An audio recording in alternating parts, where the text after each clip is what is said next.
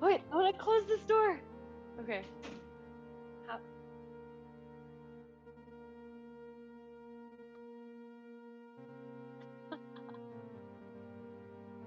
But yeah, we're very excited.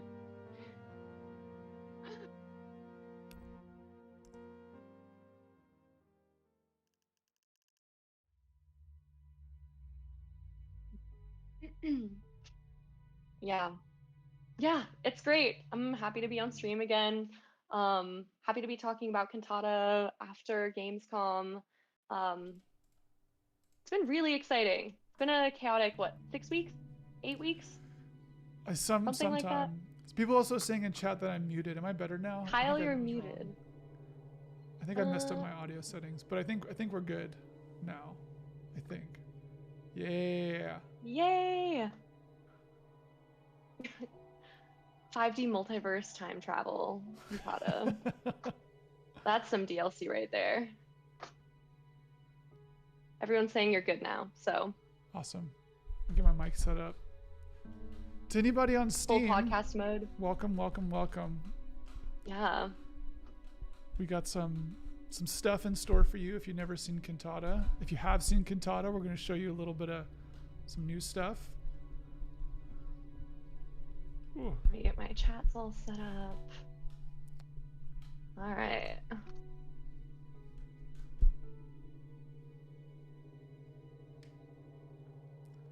All right. Do you think we should go through the dialogue as well?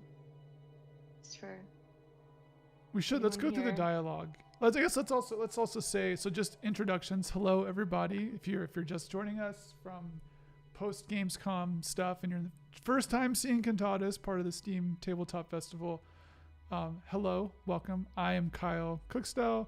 I'm a lead on Cantata, being made by After School Studio, and I'm joined by... I'm Rogue Fong. I am a developer with After School working on Cantata. Lots of gameplay stuff.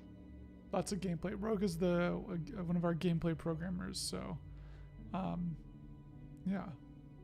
This is great. Programming all those tabletop mechanics. All those tabletop mechanics, yeah. So I guess at a high level, before we really jump in, so if you're just joining us, you've never seen Cantata before, Cantata is a tactical strategy game set in a spiritual sci-fi world. We're pulling a lot from both sort of tactical strategy and like war games, as well as things like board games. So the goal of this stream and the reason that we're featuring ourselves as part of the Tabletop Festival is because a lot of the design for Cantata really actually comes from board games. So I think a lot of times when people play Cantata, it's obviously has stuff in common with video games because it's a video game. But if you have a very specific board game background, a lot of the stuff that we're doing will probably smell sort of similar. So the goal for this stream is to sort of show people what that stuff is, talk a little bit about those mechanics, talk about some of the inspirations, and then show you kind of what you can do in the game. So what we've done here, we've loaded into the first campaign for Cantata. So it's a large match. And you can think of this sort of like a scenario that you'd get in something like a sort of a larger board game. Sometimes I like to think of Cantata as like almost like a big like box. It's like you got all these little pieces and you like get a new set and you get to like put all the pieces on the map and sort of play across them. So this is one of those big sets. And we're gonna play through it. So there's a story in the game. There's a campaign like narrative mode where you'll play through 9 pretty big maps over the course of the game, and there's a lot of extended stuff you can do kind of beyond that. So let's just get into it and we can start talking about everything going. Also, welcome Arberlin, first time chat, first time viewer. Glad to have you. Glad to have some new people looking at Cantata. Glad people are interested in what's going on. So here we have our first character as part of chapter 1, the executive. She's part of the Reign of Harmony and Prosper, a galactic human empire who has chased down this machine, as they would call them, faction commander to this abandoned colony planet. So let's see what's going on. 7 warships. 7. each one loaded with enough troops, ammunition, and fuel to mount an assault on any system within 3 jumps of here. By the crowded heavens! The machines could shake Jupiter with a force that size if they were quick enough. They muster all that power and bring it where? To a backwater planet like Shoal? A colony full of bright-eyed frontier yokels that didn't even make it a year out here. Why? I thought Vashti was supposed to be some tactical genius. What is she thinking? She is not thinking anything, Executive, because she is not a person. She is a malfunctioning home appliance with delusions of grandeur. Who knows why she has chosen to bring her clicking, whirring hordes to this rather provincial place? The reign of harmony and prosper has beaten her on 3 planets now. I intend to make this the 4th, and unlike those other foolish commanders, I won't let her slip away this time. You shouldn't be careless, sire. I hear the last person to underestimate Vashti's strength was her owner. May he find peace in the hereafter. Executive. Yes, sire. Speak to me again in such a manner and I will have you shot. I'm certain the company has another officer they can send to protect their investment here, don't you think? Yes, sire. My apologies. I am the Shotar of Mars, scion of a family that has ruled from the peaks of Olympus Mons for untold generations. We have crushed would-be kings, cunning usurpers, throngs of nameless rabble, and every other manner of upstart. The only difference is that the heads of these traitors will not rot when I spike them atop my palace. Ensign, has the vanguard made landfall yet? Yes, sir. Yes, sir. Commence the assault. And then we give you a lot of tutorial text. And here we are in the game. We are playing as currently the Shotar of Mars, as you just saw introduced across this first map in Cantata. And we are going to show you how the game works. Where should we start? Go ahead. Just a fun Cantata question from Paul Myers in the Twitch chat. Do they use Earth years? Oh, good question. I don't know. We need our writer on the call to say if they use Earth years or not. Maybe. Yeah. How do you measuring time in space is always an interesting question. I'll point out some basic stuff, and then Ro, you can help walk us through the mechanics. So just at a very high level, Cantata is grid based. So if you've ever played any sort of like war game, like strategic war game thing, like I know Mark Fingerhut is in the chat loving things like War in the East, but also any like the AGO games or like Unity of Command or Panzer Blitz or anything like that uses, we don't use hexes like those games do, but we do use it as a grid. So you are kind of moving tactically across the map. You can kind of think of it if you've played like a smaller scale sort of tactics video game, like something like Advance Wars or Wargroove or Into the Breach. We're taking that sort of map and making it much bigger. So each tile itself has sort of characteristics and properties that the units and buildings that are moving across them have to kind of reckon with. So baseline, grid-based, turn-based strategy. One other thing I'll mention before we, we cut Rogue off. The other major thing in the game that's very similar to board games is that we have a limited action selection pool. So on each turn, you have some number of actions. You have some number of action points that you can spend, and actions that you take will deplete from that pool. Those actions then refresh at the start of your next turn. This is very similar if you've ever, it's sort of like it's not quite a Eurogamey type thing, but if you've played games where you have a limited action pool per turn, very similar to that. Additionally, as players level up through playing, you actually start to get more AP. So the kind of stronger and bigger you are, the more AP you gain over time. So, all right, what should we show them first, Rogue? I think we should build some infrastructure. And Cool. actually, maybe we can point out the headquarters, because right now, and in every match, you will have a starting point on the map from which you will be able to build out your base. So Cantata does have a base building element, along with supply and some supply networks, which will also feel very familiar for some Eurogame resource management flowing through networks. And you will be able to build that out as you increase in levels. So right now we have the headquarters here. Um, can you actually go into storage and give a little sneak peek about supply? So we won't be using this for the first few turns in the demo, but each building will be able to pass through supply and use supply to do something and build projects. So this headquarters right here has a bunch of alloys in its storage, which it will eventually be able to supply to other buildings. Yeah. So you can think of the way like Cantata sort of works from a supply perspective is if you've played games like Roads and Boats or like Brass Birmingham, all that sort of stuff. It's sort of similar where you have units that sort of produce resources, and those resources then move through to other units and then are turned into different, more specific resources. And those specific resources are then used to build more specific and specialized buildings or stronger units and buildings. So at our very baseline here, this headquarters has this alloys type that Rogue was talking about. That pools at the start of each turn from our global pool of supply. So we start out of this map, we have 1,000 supply, and each turn we tick down 5, because 5 of this sort of global abstract resource is turned into alloys that exist inside the headquarters.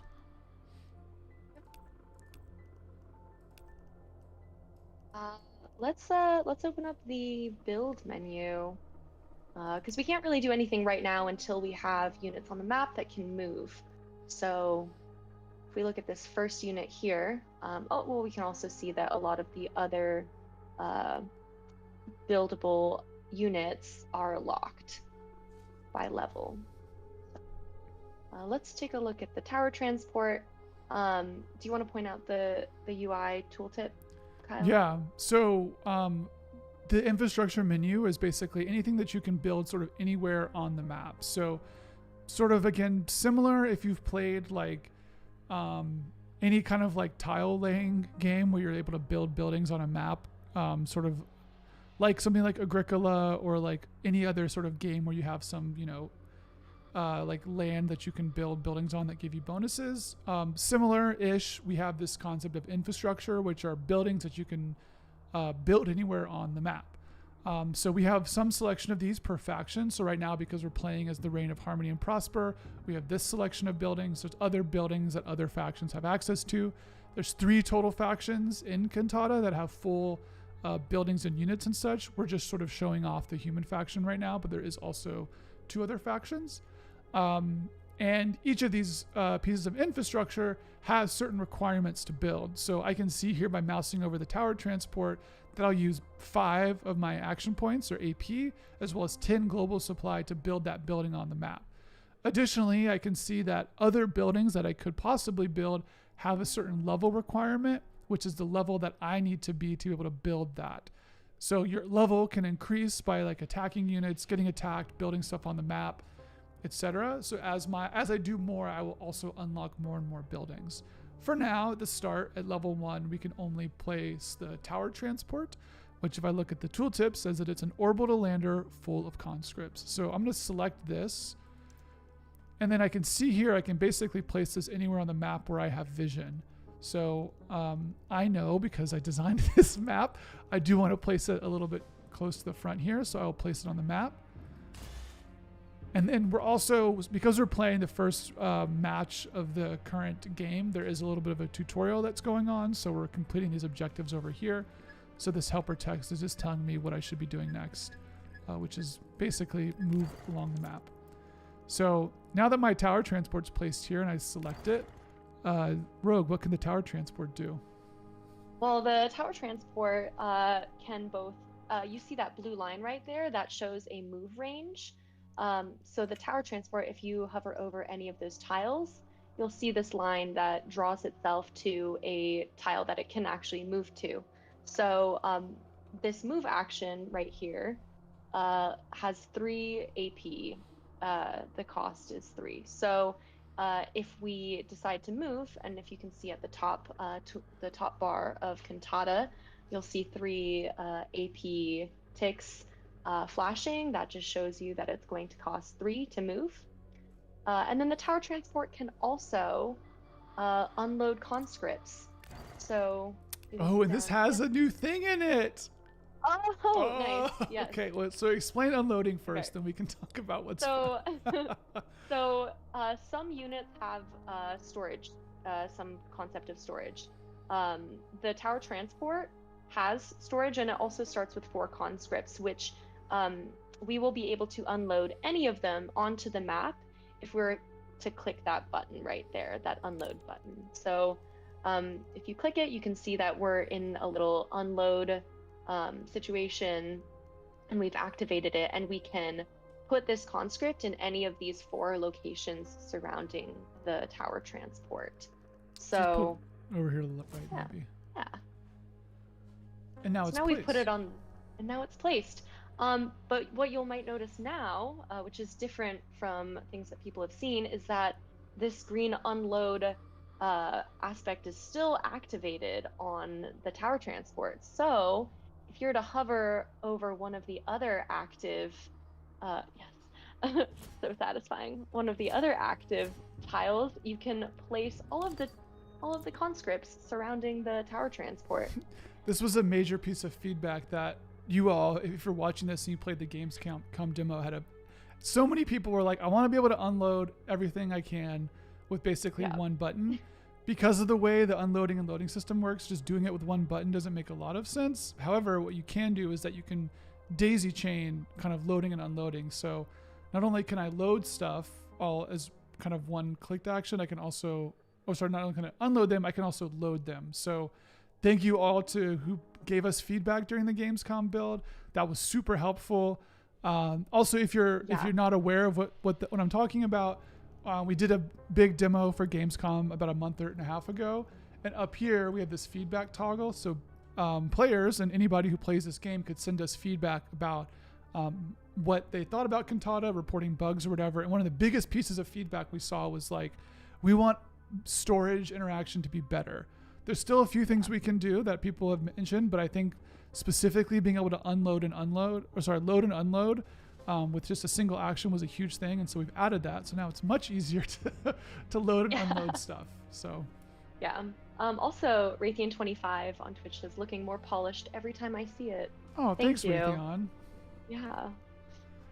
Um, Unfortunately, in only unloading everybody, I spent all my AP to unload. Got too excited. Oh, can you actually show?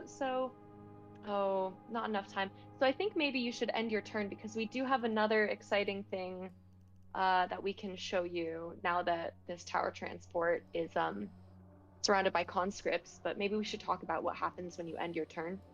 Yeah, so I'm going to end my turn. And so when I end my turn, what will happen is that because Cantata is turn based, the other factions who are present on the map will take their turn. So we have one player this is a player from the Unified Spirit. And then we also have Shoal, which is the name of the planet. And the planet itself takes its own turn. So not in Cantata, you do have this sort of inter-faction fighting that you would expect from most strategic or tactical games.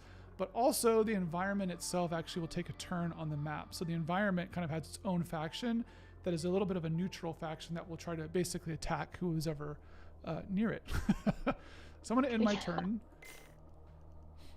And so my turn has started again. So I'm on turn 2. All of my AP has refreshed back to 10. And then additionally, I can see that I have a smaller amount of supply. And if I look at my headquarters here, I can now see that what I originally had is only 5 alloys. I now have 10. So at the start of my turn, that I took supply from that global pool and once again added it into my storage. So again, like we're in the Tabletop Festival, we're like dropping board game names, very similar to stuff like Brass Birmingham or any of these sort of resource type names, Splotter, any sort of stuff like Roads and Boats. So like if you're familiar with that sort of like way that resource movement happens, through kind of like connected nodes, Cantata is very similar. You're coming from like a video game angle, you can think of it more like sort of Factorio or like Mindustry or I forget the name of the big 3D one. The one that made by Coffee Stain. I forget what the name of it is off the top of my head. But if you're familiar with like automation games, we have a sort of similar thing, though we're doing it turn-based instead of doing it in real time. Satisfactory. Satisfactory. Thank you, Bossa Thank from you, Twitch Bossa chat. I was like, what is the name of that? I was like, Factory Sim? Don't remember what it was called. Yeah. Also, Mike N on YouTube says, "Whoop, great change." Yes. Yes. But we did go through hundreds of comments, by the way. Yeah, there was so much feedback. Thank you guys for sending so much feedback. Yes. We have like, yeah, it's all over the place. So thank you all. I do want to show the loading real fast before I guess you want to. I know what you want to talk about. Talk about the thing that you want to bring up, because then I could talk about the other thing too. Okay. So if you are to click the tower transport, now you'll see this blue line that goes on the outside of conscripts. You will actually be able to move through any unit that, well, it has to do with the terrain, but if the terrain is able to hold both units at the same time, you will now be able to move through units. Yeah, so we have there was a bug in the Gamescom build where it made people sort of think that you can't move through stuff, but that was not the intention. So a lot of people got trapped by remains, which if you were playing that, then you would know what I'm talking about. But basically, the moral of the story is it works properly now. So you can move through stuff, provided that you can sort of fit on that tile, which we won't talk about too much for now. At a high level, though, if you've come from games like Civilization or any sort of tactics board game, 2 units cannot occupy the same tile at once.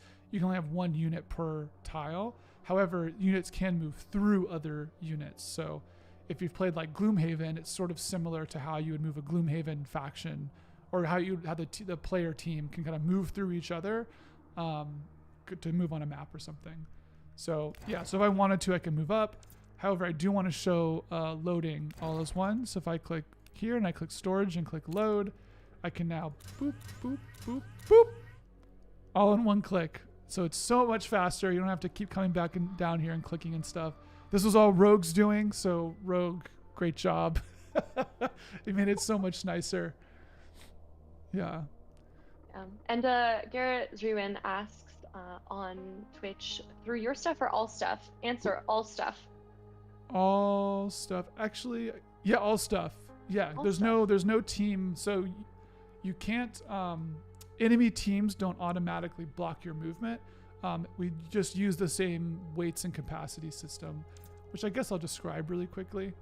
Basically, every interactable, which is what we call kind of the overarching bucket that units like the tower transport and buildings like the headquarters sort of fit in.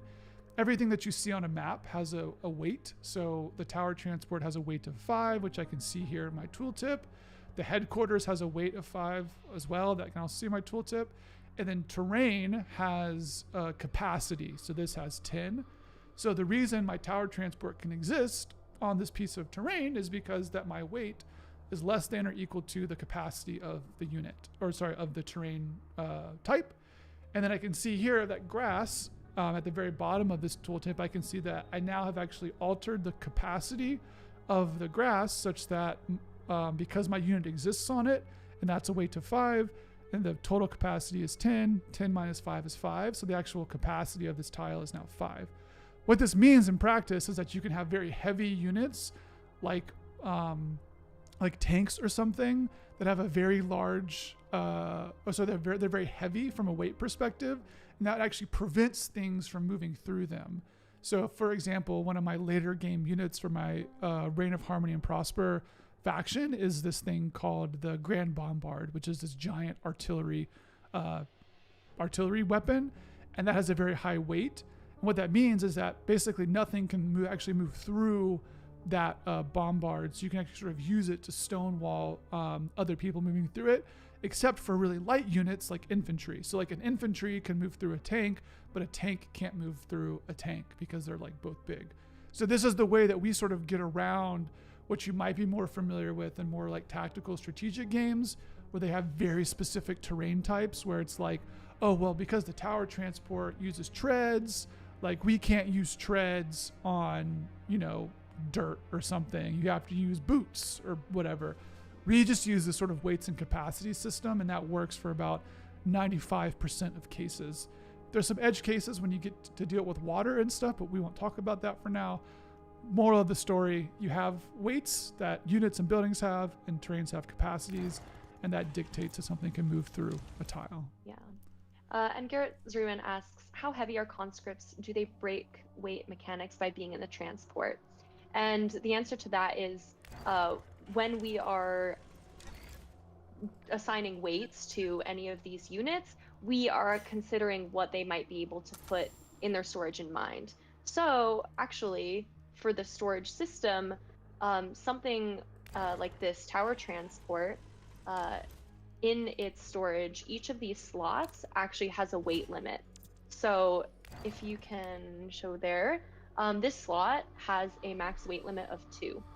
So we are designing that when we're building out these units and we're configuring them. And yeah, the conscripts, things in storage, do not increase the weight of the unit itself, which like sort of weird because you would think that it does, but I think like we don't want to get too finicky with the system, so we don't want you to have to be like, well, this tower transport weighs 5 and this one weighs 7 because it's got 2 conscripts in it. That just seems like a little sticky. The game is very moddable, which we'll talk about a little later in the stream, so it's possible that we maybe add that in, and then if you really want to have a game where everything is very minute weight differences, that could be possible. But for us, basically, the storage itself does not contribute to the weight of a tile. So I'm gonna load this little conscript back up. Yeah. So I'm just sort of moving along the map here. Oh, executive, you have some dialogue. Oh, early reports show a significant machine encampment nearby, but they're scrambling any scans of the area now. Our troops should... My troops will do what I have brought them to do. Find those machines and crush them into industrial waste. I love the Shotar's dialogue. Yeah, he's the worst person. One thing I'll show too, so I'll end my turn here. So for infrastructure, for right now especially, you can basically build infrastructure wherever you have vision. So I'm going to maybe build another tower transport, and I can see that not only can I build it sort of back in the area where I started, but I'm also able to build it here. This is one of the tower transport is a unique unit for the Reign of Harmony and Prosper, which allows them to effectively deploy conscripts to the front line. No other faction has this sort of unit that allows them to do this, but it gets at this idea that these conscripts are sort of disposable from the Reign's perspective, and they're just flying in these tower transports to the front line and just dropping all these conscripts into the heat of battle. So I'll place another one here just because. And so now I can move both of them. So I'll move this one up, and I think we have enough AP. That's 3 AP to move. So I'll end my turn.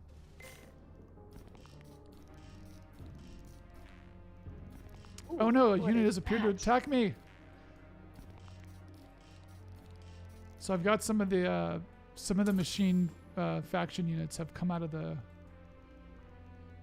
Woodworks. Out of the shadow. Yeah, the shoal works to attack me. So I'm going to... What is my next objective? I think I'm still moving forward. There we go. Machine sighted, sire. Warriors of the 111th Reign of Harmony and Prosper. Destroy them. Alright, this is going to tell me. Yeah, so now we're telling you to unload. So we know how to play the game. So we're going a little bit ahead of the objectives. So I'm going to unload some conscripts here. Let's put one maybe here. Yeah, so loading and unloading costs some AP. It's not as costly though. Let's unload another one. Yeah, here. Ooh. That walker in the center. Its legs are shot to pieces. They must have been unwilling to leave. Oh, sorry. It's okay. I was they like, must have been They must have been unwilling to leave one of their own behind. It's almost foolish, idiotic, weak-willed. Precisely my thoughts, sire. So we have 4 little basic drone units that are surrounding this broken Samson unit. So let's see. So if I've got my conscript, so I'll select this, And so units are they're unlike some games where you have specifically units that have kind of like, they're either melee or ranged. And there's actually thinking again of something like, well, I guess Gloomhaven's a little bit different. Actually, it's a lot like Gloomhaven now that I think about it. But so instead of a lot of tactics games where you have units who can basically either attack adjacent to themselves or at like a little bit of a range, Cantata has a system that I would say is more expressive and actually very similar if you've played a game like Gloomhaven. So Cantata differentiates between both the attack range and then the pattern at that range. So for my conscript, for example, I'm going to press Q here on top of this conscript, and that allows me to preview my attack range. So this is showing me, if I was to click this, basically where I can attack here. So I can see my conscript is effectively point to point, but at both a melee and a slight range for how far they shoot. So it allows me to shoot this basic drone unit. However, other units have sort of bigger attack ranges and different patterns. So for example, this artillery unit that I was speaking about earlier that I can't actually build right now because we're just in the demo, it has a range that's much further away, but it has a pattern that's actually targets multiple tiles. So you can actually sort of artillery bomb areas instead of just having it where it's only point to point. So you actually get some sort of concept of splash damage a little bit. So I'm going to go ahead and use my conscript here. So when I attack, it's going to cost 2. And then we're going to talk about the next system that I think is this is one of the best things in Cantata, I think. So moving with your conscripts and other units exhausts them. As units become more exhausted, it costs them more AP to attack and move. You can see a unit's current exhaust state in its information panel when selected. You can also toggle on UI badges for units with the E key, which lets you see vital information like exhaust at a glance. Exhaustion heals 1 point per turn, so be careful not to push individual units too hard or it will take time for them to fully refresh. Having a larger attack force ensures that you can continually use fresh, low AP actions instead of needing to rely on individuals with high AP costs. Keep moving across the map, taking out any enemies in your path. We'll check in again soon. So, specifically, so the conscript, so what we're talking about, if I actually mouse over this conscript, I'll see that its exhaust state in the tooltip says that it's tired. And if I actually click this unit, I can see here that my exhaust state is represented with this little bar here. And it's telling me that, hey, my move and attack costs are both 4, which is an increase of 2 from my base cost, which is over here. So I can actually preview that by pressing this button. And now we start to get some of these like real good little strategy UI things. So I can see here my exhaust state is telling me that because I've already attacked, how much AP it costs for me to either attack and move will go up. So however, for this one, I can see that it's ready, it's green. So that means that it's actually will cost less AP to do those same actions. So what you want to sort of do is actually have if you're fielding a large army, you want to do that because it allows you to take more actions on a given turn instead of trying to rely on a single unit, because each action you do for a single unit will cost them progressively more and more AP. So I'm going to use this conscript to attack. Oh no. There we go. So let's see, this builder drone's got 1 AP left. So I've actually got 1, 2, because I'm surrounded by 4 of these builder drones, I am going to unload another conscript here. That way I've got 3 to attack next turn. And then let's see, I got some notifications here. I've spotted some enemies. In my turn. Also, we've got Karis in the Steam chat. It's your boys. Karis from the Discord, yeah. Thank you. Ooh, yeah. Loud noise outside. All right, so let's see. So I have a builder drone here. I'm gonna go ahead and hit this once more. Ooh, and I leveled up. Ooh.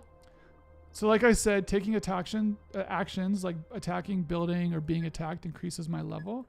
And then as I level, I can see now here that my max AP has gone up. So now I actually have access to 12 AP versus before I just had 10. Additionally, I don't think yet. Yeah, so at level 3, I'll start getting some new buildings and we can dig a little bit more into the supply mechanics. But for now, I'm focused on trying to take out this unit. So I actually need to move up here a little bit. might actually be cheaper for me to unload from this, and then you attack this. Yeah, and then I'll unload another -2. one. Oh, mine. Oh yeah, we should talk about that too. Yeah. So Rogue, I just saw that this conscript did -2 damage to this drone, whereas every other conscript only did 1 damage. Why is that the case? Well, this conscript must be stronger in some way. It must have some kind of a perk or buff that Ooh, allows it it is. to. So its attack strength says Oh, 2. So why would that attack strength say 2? well, if we look under this perks tab, There we go. oh, so units also have the concept of levels, and using your unit to attack, build, explore, stuff like that, will give this unit experience. That experience is also passed along to the player, which is why the player can level up. Um, but if you go back to the perks, we start with the conscript with 1 perk already attached, and we have a pool of perks that are all different. So this one has +1 vision range, which allows it to see farther.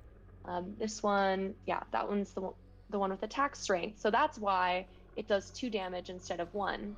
And you can also preview all of the perks that will be available to this particular unit for all of its levels. This is determined when you bring the unit onto the map, so these will not change, and it allows you to kind of plan where you might want to move this unit, bring this unit, what you want to do with it specifically. So it looks like at level 2, this particular conscript is going to get another +1 attack. So it will at level 2 have a 3 attack strength. And this is a piece of feedback from the Gamescom demo that I want to call out here, that people were saying that a lot of these were unbalanced, and the answer is yes, totally. So we're getting the perk system is in. Also, most everything will have some concept of levels and perks. It's not the intention that only conscripts have levels and perks. Like I think the tower transport right now doesn't have them. I think that generally what we want to do is that most stuff has levels and advancement. It's just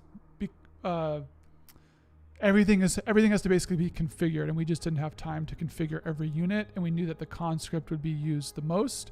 So for that reason, we basically mostly configured the conscript and some other later units that people wanted to see levels on. I'm actually also, if you feel particularly inclined for that strong conscript right now, oh, you want me to? Oh, I think there was you to another name strong him. one. Let's see. Are there any other strong ones? These are all vision. Max health. Max health. All right, next turn. Next turn.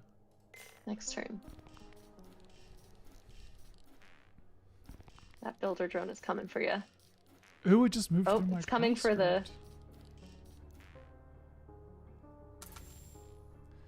Yeah, and so you can see here that my exhausted conscripts did heal 1 level of exhaust at the start of their turn. All right, let's unload. You can also see how exhausted an enemy is.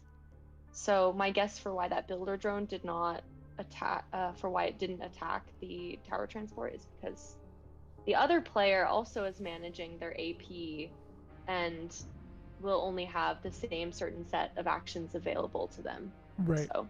Right. Yeah, so we don't the AI players that you'll be playing against in a given match use all the same rules that the players do. So we might give them like more or less AP, but they also have concepts of levels and all that sort of stuff. So they're beholden to a lot of the same systems that you're beholden to as a player. All right, we got a conscript out here. Yeah. This is the strong one. Is it? Yes. I kind of like, so Bossery said in the chat, max level that Mad Lad can chunk for is 8 damage. I mean, it sounds like Mad Lad is the name. Mad Lad is the way to go. So now we can see here Mad Lad is on the map, and let's just go ahead and we'll get 1 more attack in here. All right, that one's out. This is 3. See, I think I can get this one out. I think I have 1 more. Yeah, so unload this conscript, and then I'll Bing, bang, boom. Got him. All right, so I've knocked out all the little basic drones in this area. And now, using our lovely new storage UX system, if I click this, I can boop, boop, boop, boop. Oh, it feels so good. Nice. And then you can just immediately And I can just move right it. after. Oh, it's so great. Foster is excited to see what the fully realized perk system looks like. Oh yeah, it's gonna be exciting. And Very fun. buildings eventually will also have perks, which will make your supply network, and building other units more fun. Should be cool. I'm also going to farm some free experience off this broken Samson. This poor broken Samson. I ran out of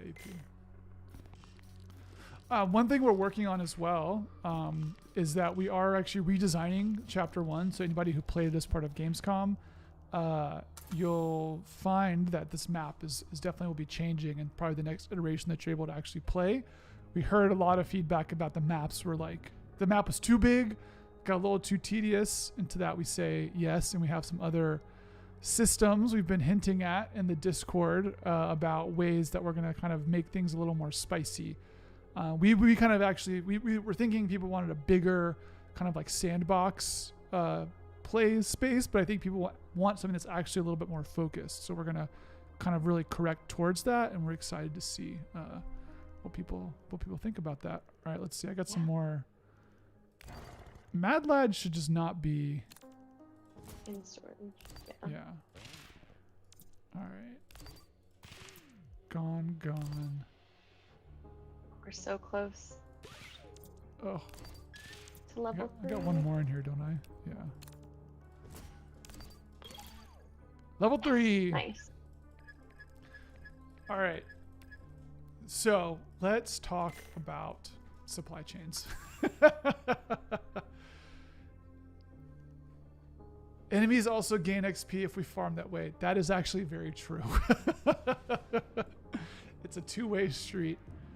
Yeah. Okay, so we've been this whole time, we've been accumulating alloys into our storage, and we actually want to do something with those alloys in order to give us stronger units. So if I look here and I go to build infrastructure, I have these 3 new buildings that I've unlocked because I've turned level 3. So I can see here by mousing over them, they'll show me what they can build. I can build a garage, a refinery, or an engine factory.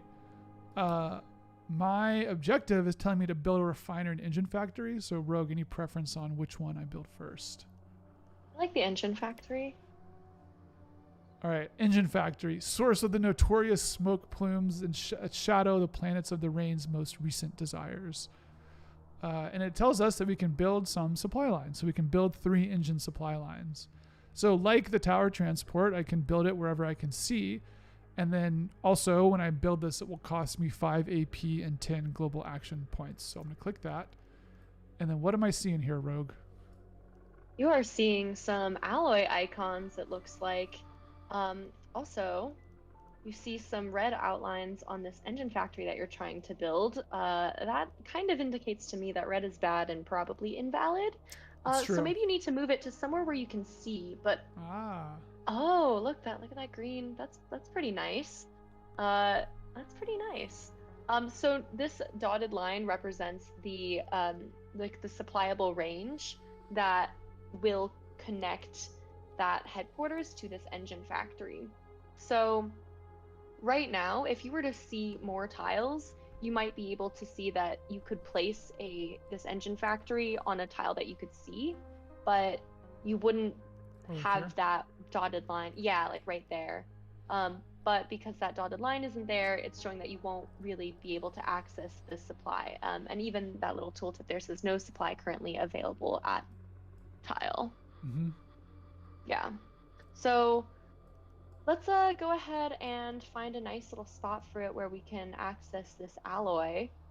And yeah, and then the way this works is basically the headquarters itself sort of has its own supplyable radius that exists for its supply lines. So it's telling me that it can give me alloys at any of these tiles. So it's pre-drawing that line to say like, hey, if you place that here, you can connect an alloys line to this tile. So let's do that. Notably, what does not happen is that the line does not immediately connect, so we do have to explicitly build the line. So, but if we look at our engine factory here, we can see that we're able at some point to build engines, but I can see down there in the cost, it's telling me that that's going to cost me 1 alloy. So how do I get an alloy there? Well, we need to somehow feed that engine factory with alloys. So what we're going to want to do is open the headquarters and start to manage these connections. We have output supply slots. So we need to build a supply line. So we're going to go to build, and we can pick any one of these lines to build and connect our engine factory with the alloys. So it looks like that first one there. We can click that, and we now get into this this potential connection.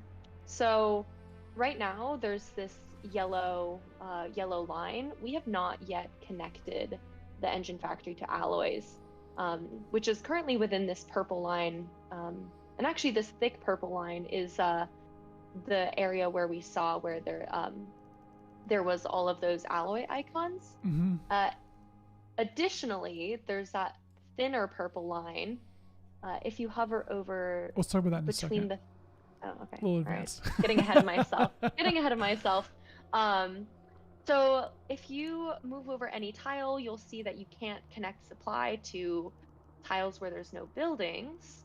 And the tooltip will say that. But the moment that you hover over the engine factory, you see that the line flips to blue or green, blue and green, and you can connect it. So click to connect alloys supply line to the engine factory from headquarters. And you can see from that tooltip as well that it's showing you what'll happen at the connection destination. So currently it's saying my engine factory alloys income is 0, and then after I connect this, I'll be getting 3.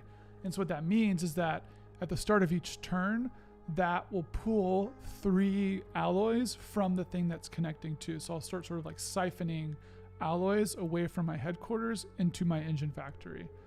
So I'm going to click this.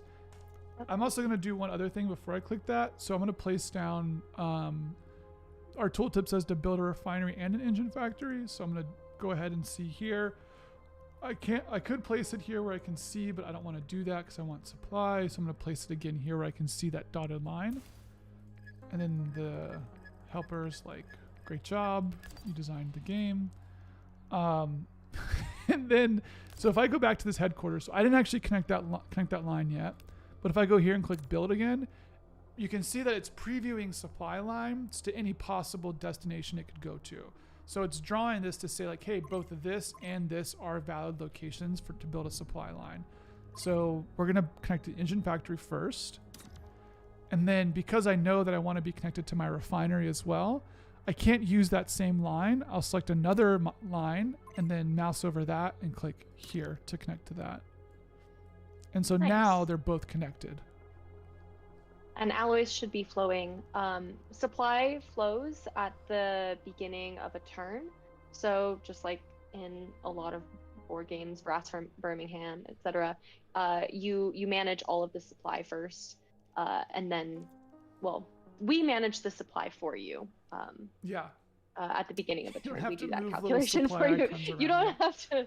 Yeah, that would be a bit much, but so right now, if you are to click on the engine factory or the refinery, and you go into storage, nothing is in storage yet because we have connected the line, but that doesn't mean it immediately flows. At the beginning of the next turn, we will be getting some of these alloys that we can then use. Right.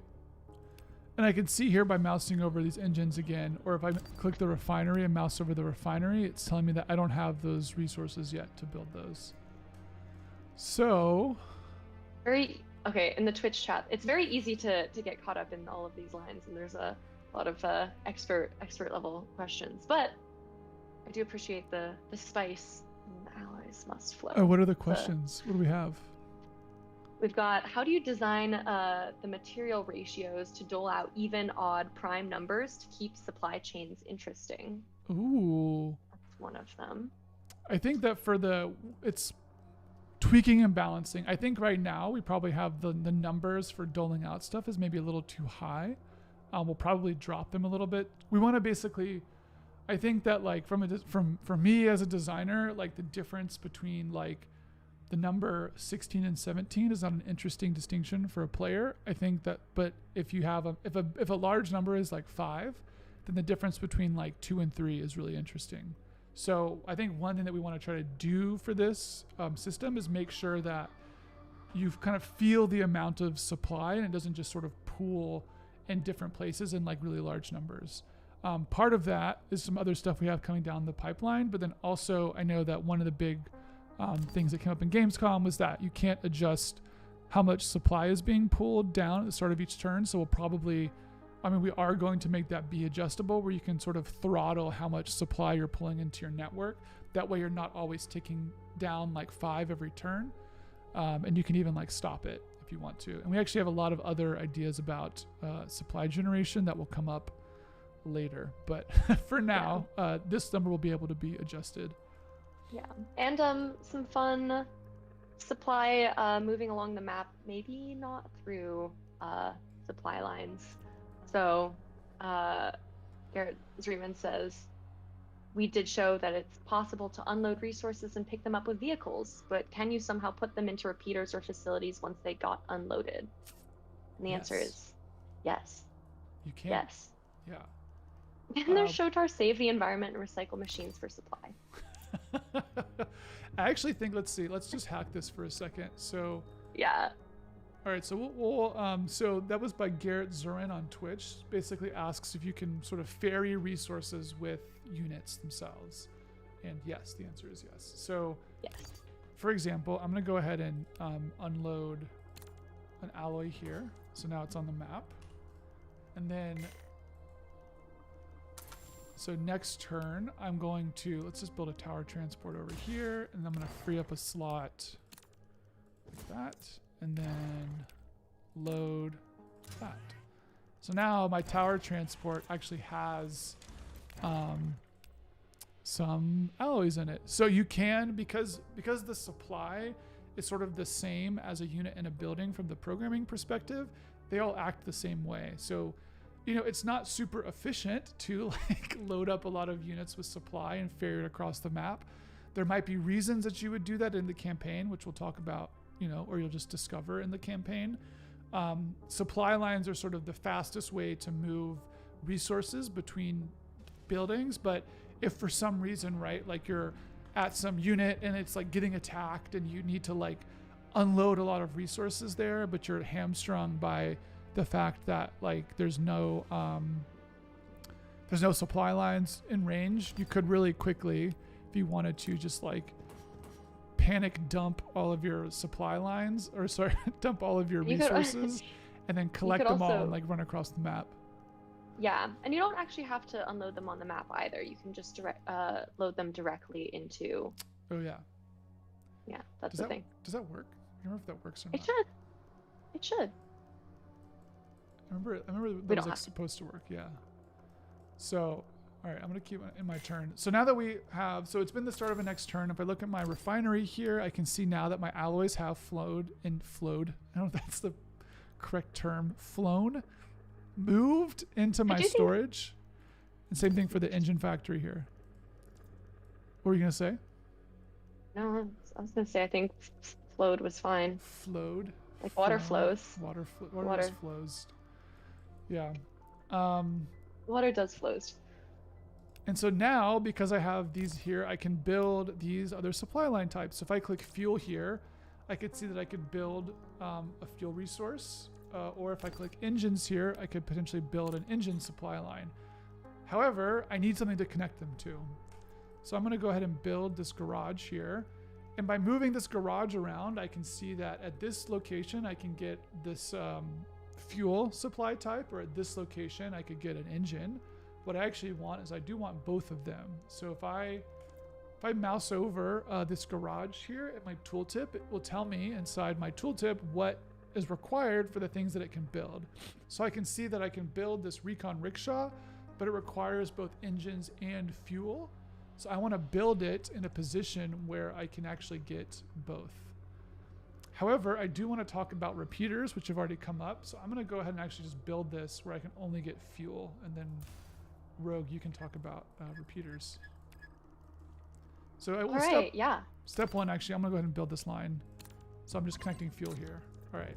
But as we see here, if I try to build this, it's not in range. So what do we do? Yeah, our garage is not in range, and that's a little unfortunate, but also not a bad thing because we can leverage this distance with something called repeaters. All these units that generate or like give supply and build supply lines will also build repeaters. I think all of them. But what a repeater is it's just another building that you can build that is an intermediary node between two buildings. So if you go outside of your direct supply range, just one tile more, we can see that this building pops up and we can build what is called a repeater, and these engines will flow to it. And as time goes by, the engine factory or any building will provide that repeater with the supply type that we can pass along further down a line. So, and you can also just see too from the repeater, it's got another sort of small thin purple line. So that is the range that a repeater can connect to something inside of. So if I built a repeater here, I don't see any like white lines moving from it to other tiles.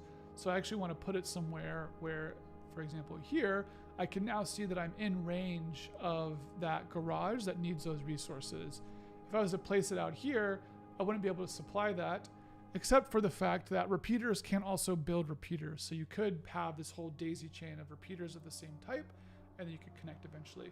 However, because repeaters, as I can see here from the tooltip, cost 5 global supply and 2 AP, it's not necessarily efficient to just build tons of repeaters.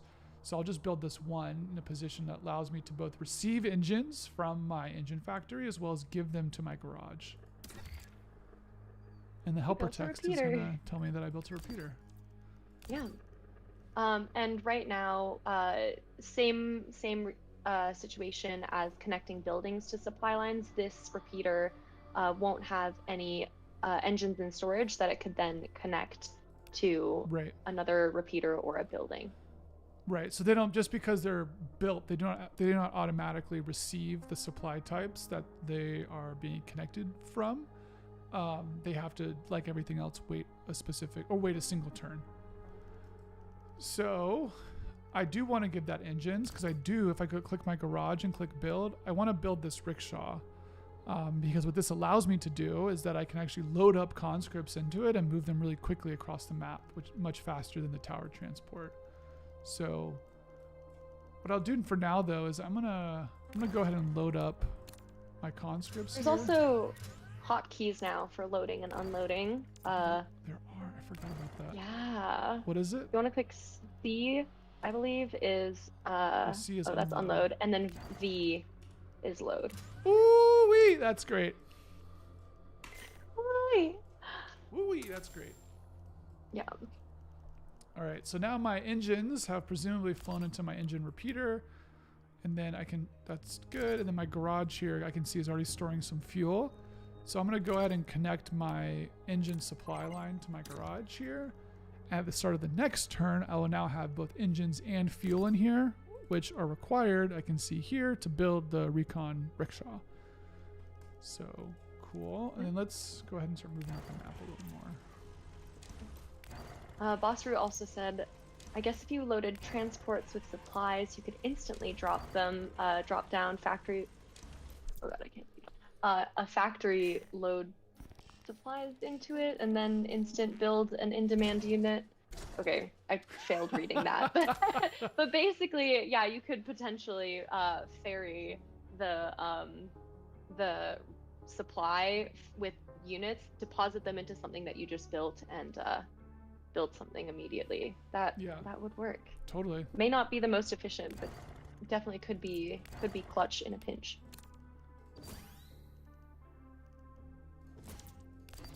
Mad lad. We love Mad Lad. I need to...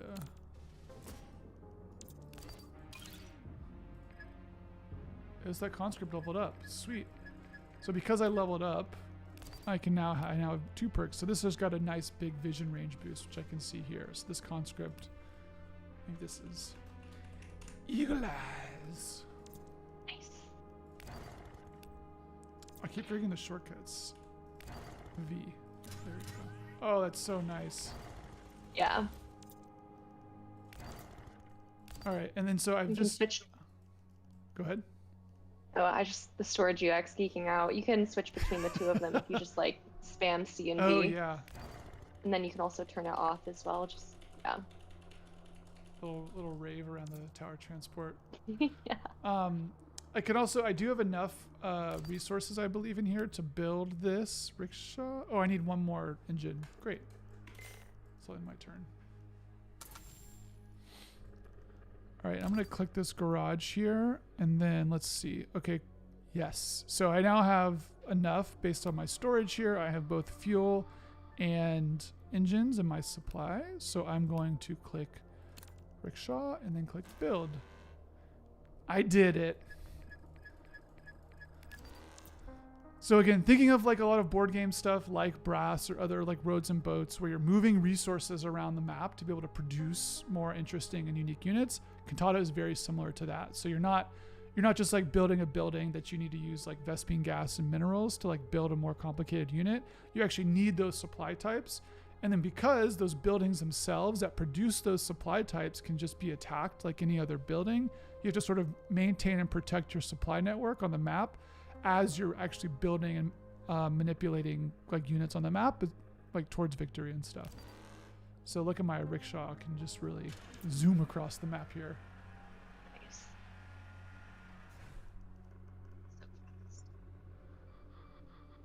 We got some questions in chat real fast. I need to go run actually to the restroom for 1 second. I forgot we're doing a live stream, but if you could address some of the questions in chat, I'll be back in like 2 seconds. Yeah.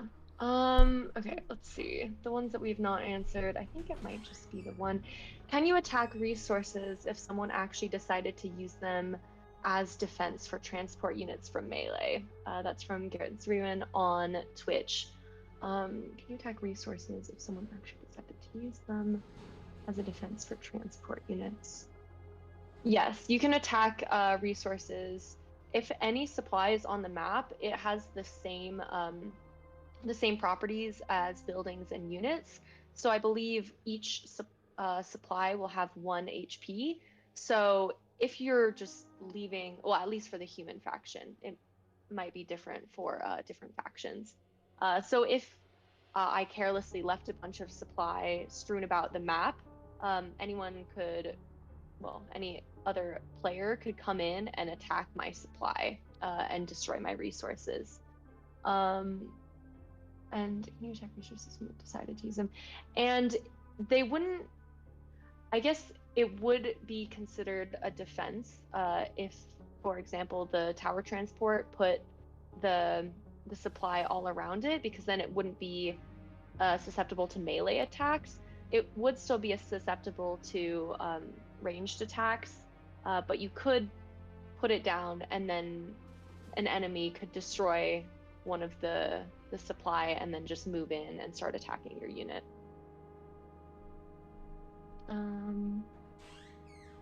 Yeah, hopefully that answers that question. There is going to be some interesting play with that kind of stuff in later chapters. Sorry about that. To keep a secret. Yeah, so basically at this point in the map, it's like they want us to just play the rest of the campaign. So I don't want to necessarily do that. I want to show off some other stuff that we haven't shown a lot of yet, but I think it would be exciting for people to look at. We got about 30 more minutes or so. I think we said we're going to do this about an hour and a half. So Yep. Should we show some of the scenario editor? Do you want to make a strategy game? Have you ever wanted and been so inspired by a game that you just want to make something without having to deal with, I don't know, programming or cutting up pieces of paper to prototype something. Well, have we got something for you? Introducing the Cantata scenario editor. Right, oh, Yeah. yeah, yeah. So What are we looking at, Kyle? so we have so what we didn't have in the Gamescom demo was the actual editor itself. So for every map in Cantata, it is actually built with an in-game scenario editor. So I'm going to open up chapter 1 here. So this is like a little preview. So this is actually all of chapter 1. So that was actually built inside the editor. So this is literally like, we don't hard code or do any of the maps sort of we do them all by hand, but they're not like coded inside of Unity, which is what we use to develop the game. They're actually like built and laid out inside our editor tool. So if I like go here to build and I look at like terrains, these are all my terrain types, and I can literally click these and just like add them to the map here. So these are all tools that we are using to like build all the maps. So, you know, if you happen to explore the scenario for Gamescom, you might recognize a lot of these sort of areas, and the final areas over here, and all these fun little secrets up there, and all stuff like that. So you can lay that all out in the editor. So again, I think channeling some of like, especially more of like the RPG stuff from a tabletop festival, not only are you able to like play these sort of strategic and tactical maps, but you can literally make your own. So I'm going to start here from actually a blank slate. I think unfortunately I need to quit the game and then relaunch it because we are still working on the game. But I'm gonna basically load up a new map and show you how quickly and easy it is to do stuff like this. We have a whole series on YouTube where we talked about this really in depth, but you should check out on our YouTube channel if you're really interested in this. I think also we uploaded the videos to Steam, so if you look at the old Steam announcements, you'll see some of that stuff. So the first thing is that you select a map size. Let's just select, I don't know, let's do 96. It's a good number. So here I can start out with just a big blank area. So, you know, if you've ever played Roller Coaster Tycoon or something, it's sort of similar. And so there's a lot of, we have like 20 minutes left in the stream, so I don't want to really do a deep dive on this, but I do just want to show how sort of easy it is at a baseline. And we can maybe do some more modding streams later. And we also want to showcase people's maps. The whole reason that we're doing this is because the whole game is basically moddable. So from a baseline, everything you see in game, you can effectively mod. The only thing that will come a little bit later is probably like audio, but you can make your own custom units, custom sprites, custom maps, custom text, custom portraits, like all this stuff is all totally moddable. Everything. So let's go to build terrains. And so the first thing is I can just put down terrain maps. So a lot of the like way the editor is designed is such that we want to sort of feel like painting. So it's very easy to lay stuff down. So instead of like quickly or trying to just, you know, select a single tile to the place individual little things, you can actually use like sort of a more brush based approach. So if I hold like this 5 key here, I can like lay down tons of mountains really quickly. So maybe let's say I want to make like a mountainy level. So I'm going to hold down the 5 key and our random selection key and just put down like a ton of mountains. And then, so maybe from that perspective, I want to add some like mountainy. I think we have like a snow-ish tile set. Yeah. Here's some snow. So let's add this to maybe like, I don't know, we've got some like snowy path. Little one tile, there's some choke points maybe. There's like a little encounter here, and then like, oops. Something like that. And then so we also have this stuff called detailed terrain that allows you to actually put stuff on top of terrain. So maybe you have some like trees that are like in here or something.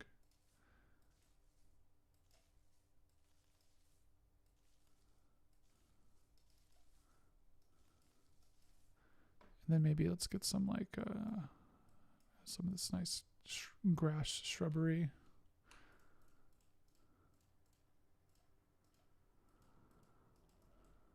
Pretty magical. Pretty magical.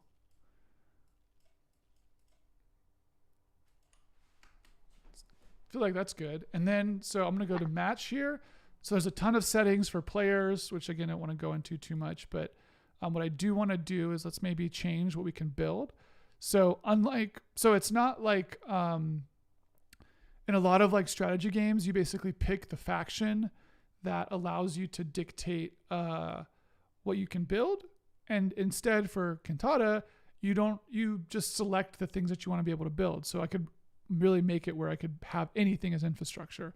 Let's just pretend we're the human faction again, and I'll just add this headquarters and garage because we've seen those. And if I go back here, I can then configure some of their settings. So I can configure what level I can build them at, how much global supply it costs, how much AP it costs, and what their blocking range is. I'll just keep these as default here. I can even configure my levels. And the only other thing that I will do is I'm going to go to build here and click this conscript and just put them on the map. And then I'm going to actually do one more thing. So just to sort of show you how easy some of the scripting stuff is, there's no coding required. So all of the triggers and things in the map are all done from our kind of trigger system that's built into the editor. So you don't actually have to code anything. You just write stuff. So I'm going to make a new location, as we call them. And then I'm going to put it like right here. And then let's just say, I'll call this trigger location. And then I want to make a trigger. I'm going to say on this map, I'm going to call this location reached for player 1. I'm going to say when in conditions I am inside my trigger location here, I want to play dialogue. I'll just call it with the helper. Hello, I've reached the location. And I think that's it. Once, player 1, stream. All right, and now let's pull this back up.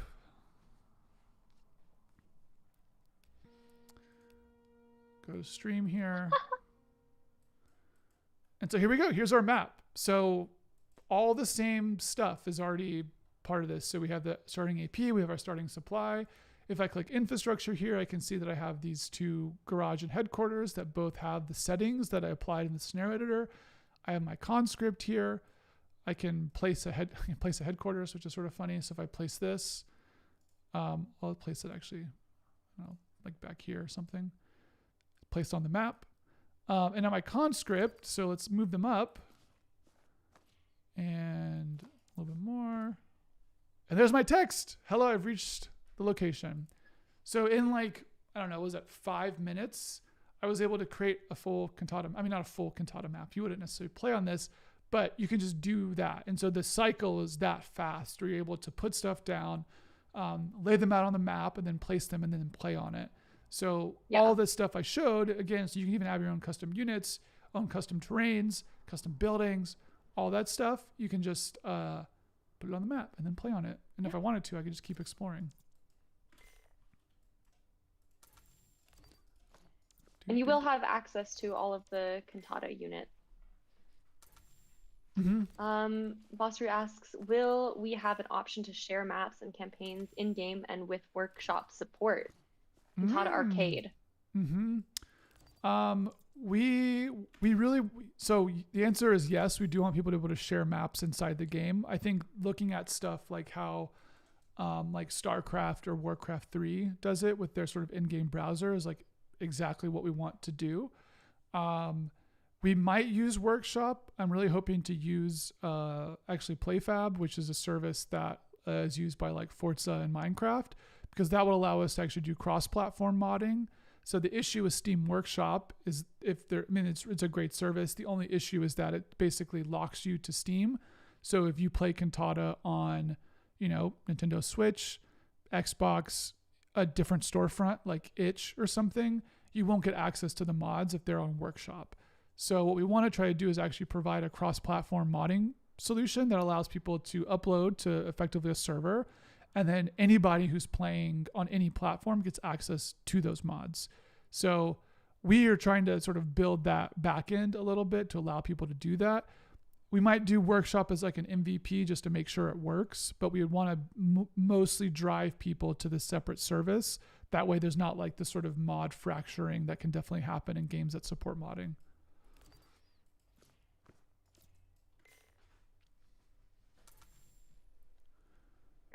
Zreeman says, Cantata TBS MOBA. Time to make. Yeah. Turn-based MOBA is definitely, that's an idea for sure. I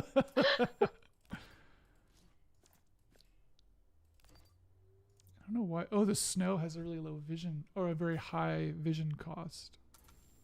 I was wondering why I couldn't see anything. Yeah, so slow. But yeah, some satisfying sounds. So we're let's see. So we are getting close to the end of the stream here. I'm gonna see if there's are there any other like major questions people have or anything that they're interested in? Mystery of flashbacks.